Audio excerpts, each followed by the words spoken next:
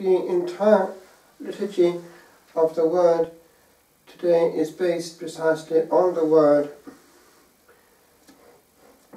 The Decalogue, which means the 10 words essentially, is the first part. We are very familiar with them. If on your travels you happened to go now and again into an Anglican church somewhere in Britain, you would have noticed one common factor, at least in the classical construction of the Anglican churches, that there is the instinct to place the 10 Commandments on one side and the Lord's Prayer on the other, above the altar, for all to see. It's an instruction actually which is in the Book of Common Prayer and was observed for centuries, and therefore it left the people without an excuse. The 10 Commandments essentially are the vocalization of the natural law, because instinctively the human being needs one partner and the exclusiveness of one love that that person can count on, because he needs his relationship with his neighbour with regard to honesty, trust, violence excluded, and not messing around with anyone else's property or certainly wife. But then in the earlier parts of it, the relationship is placed in a wider context, that precisely of worship. And the first commandments are on the vertical hold and concern our relationship with God Almighty, who is one. And therefore the exclusion of contamination with the surrounding cultures is underlined, even what might contaminate it indirectly. And the question of making an image of God was a problem even after the Incarnation. The last of the shared ecumenical councils between East and West was the one that dealt with icons, because those who were smashing icons, iconoclasts, that's what it means, were denying their value, and it needed an ecumenical council to indicate that it was an extension of the mystery of the Incarnation to, in some way, suggest and depict the beyond. The difference is that in the East they always maintained a certain stylization of them, whereas in the West they became more real and even three-dimensional, the plastic art coming in. The one exception, in a sense, would be the commandment which goes into our relationship with God, but also it concerns society, insofar as it places a certain element of positive law there, the positive will of our Maker that we should carve out 1/7 of our time on earth for Him alone, but also indirectly for ourselves and our relationships. Now this bit is not to be dismissed too lightly.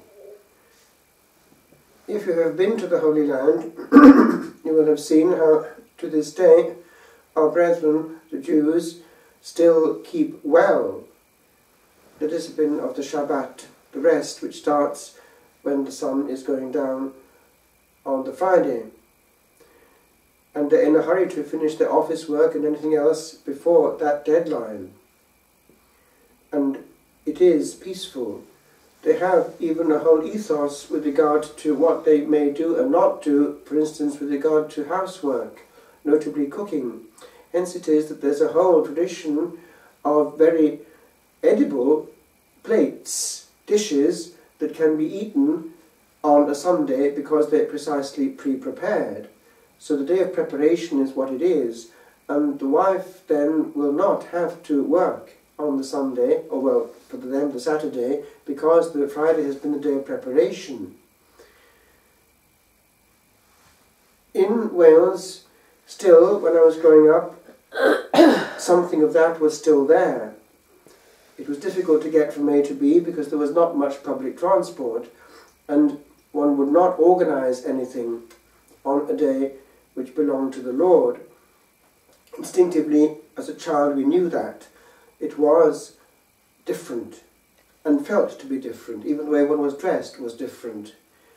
And of course, in the Protestant ethos, the notion of obligation is quite different.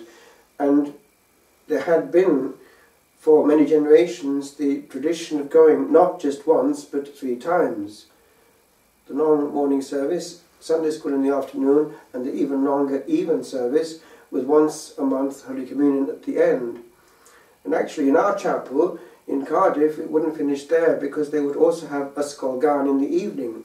After a cup of tea, the singing would start. That is, they would go into training on the highest level to be able to produce works of musical beauty.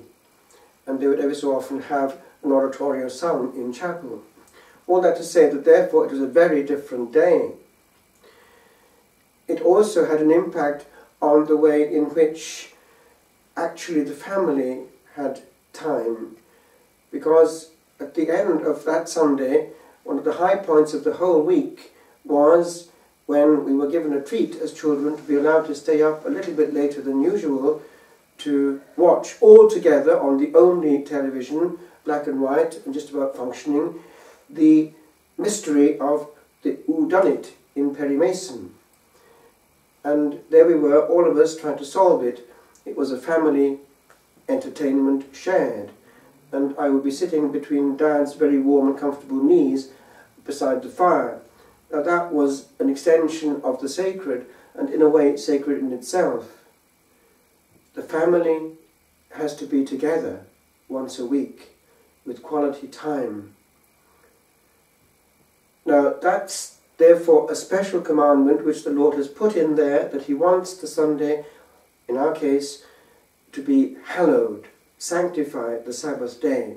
The word Shabbat just means rest, but of course from the Peace of Constantine onwards it became officially the first day of the week, because servile work, the work done by the servi, was not to be allowed. Therefore even the servants, the slaves, were given a day off, and that's where our servile work comes in, that we're not allowed to do servile work. Therefore we don't, e.g., use the Sunday to do what we could not do in the week, because that's the one day free, and therefore we'll catch up and do more servile work.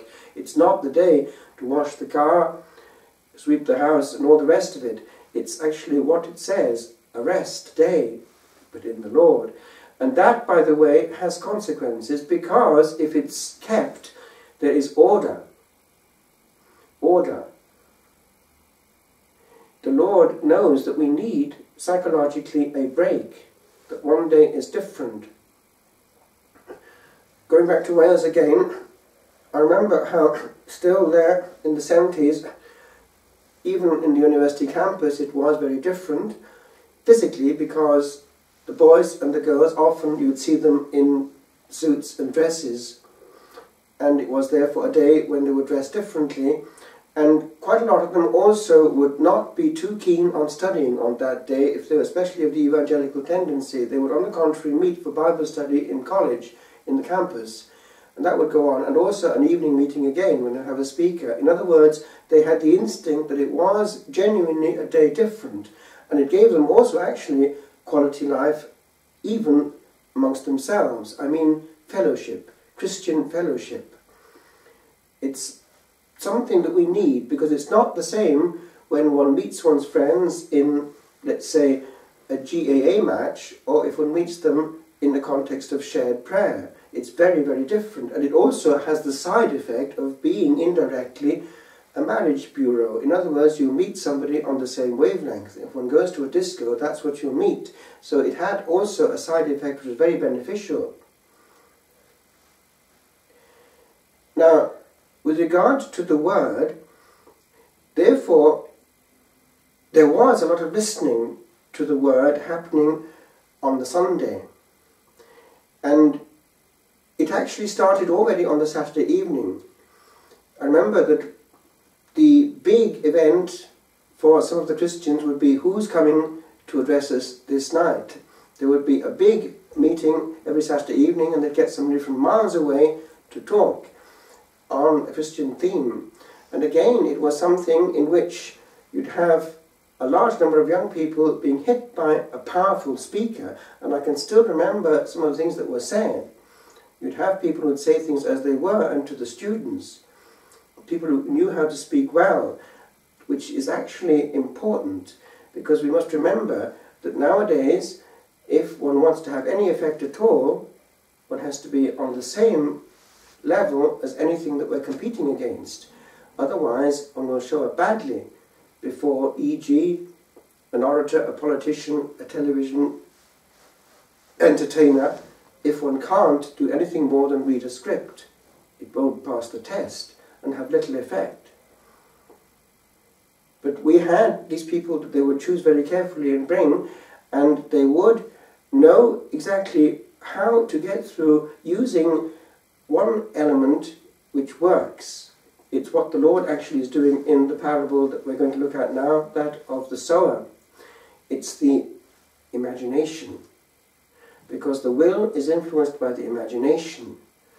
And these good speakers would be also quite often something of good actors, and they would hit hard by bodily expressions as well, and they wouldn't let you go to sleep. I make a little jump, because actually in history and culture, that is something that we have partly lost hold of, if one sees the evolution. Do you know that the pew, as we know it, is a fairly recent development in our churches? They were unknown for centuries, and are still unknown in the East. What would happen would be that the church would be constructed, as many still are on the continent, with the pulpit halfway down the church. And therefore there would be bodily movement for the sermon, which would not necessarily be that long, because they could still remain standing for it.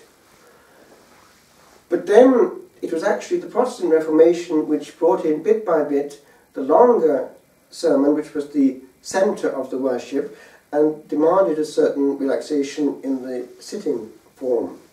And they were actually bit by bit added on, as it were, as a luxury. And therefore one finds still in old churches stalls belonging to so-and-so, and occasionally you'd have others that were free. But there was a means of actually having a part that you could sit on. And then bit by bit the notion of sitting down to listen to a sermon came in also into the Catholic worship. But what I want to pause at is this. One noticed that the place where the word was preached from was in itself a part of the church which was very important and central, and made to look impressive and to give authority, so that the preacher was looking down. This is now in our Catholic churches, still on the continent, not used very much. But when they are, they work. And they give a certain clout to the person preaching from that high point, as the Lord would. E.g., in the boat, because they often imitate a boat. Now, what has happened in recent evolution is this, that the way in which any person can go into now what is remaining of that, the ambo, and do other things, has taken away considerably from the physical authority of the preacher. And also, in practice, it means that what was used to be, one can say, an important part of our Catholic life, e.g. in the services which were not Eucharistic, the evening devotions, for instance, Rosary, Sermon and Benediction, they have gone completely, and we now only have one form of service habitually, it's the Mass itself, in which therefore one is going towards a greater, the consecration, and this element of nourishment in its fullness often is not there. Therefore, if we're not careful, we're not getting the nourishment that we need. I just place that beside the whole ethos of a whole day listening to the Word of God, because in practice, if we only have a few minutes of teaching in a very busy world and week, we're impoverished and we're imbalanced, because we're completely orientated towards the effectiveness of work, and the element of input and listening and resting upon the Lord is completely shoved aside. And if we multiply that by months and years and a whole working life, we're in spiritual trouble by the end. We have become cogs in a great machine, and the Lord's project of having 1/7 of our time for Him alone has been completely lost sight of, and we're the losers. So I just conclude, the Lord, in insisting on listening when He gave this parable, is indicating that it means business. We need not too many words, and we need lots and lots of silence if we're to receive with power the word which has no power if it's swallowed up by many, many thorns of concerns for the purely material world.